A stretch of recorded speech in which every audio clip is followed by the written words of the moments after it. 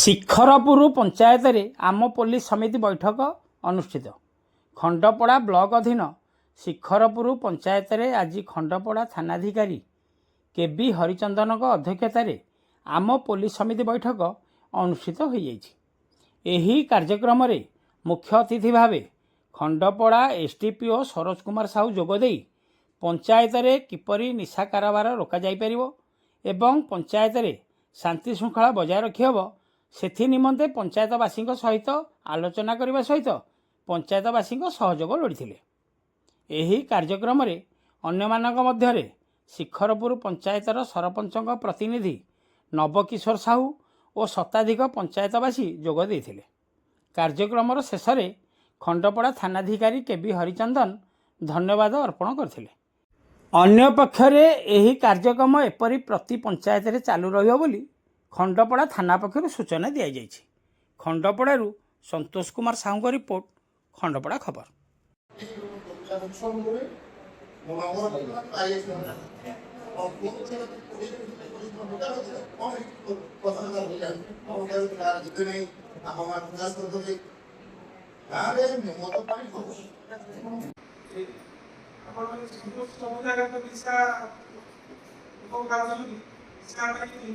बापा मोबाइल का भी हो सकती भाई भाई करे हम स्त्री करे तो इसका मतलब पेलिटी कमेगा इसका मुक्त करेगा अपन माने चाहिए लोग का अपन माने चाहिए हो जाए बहुत चाहिए शामिल हो कि हमको हुआ हो काका भाई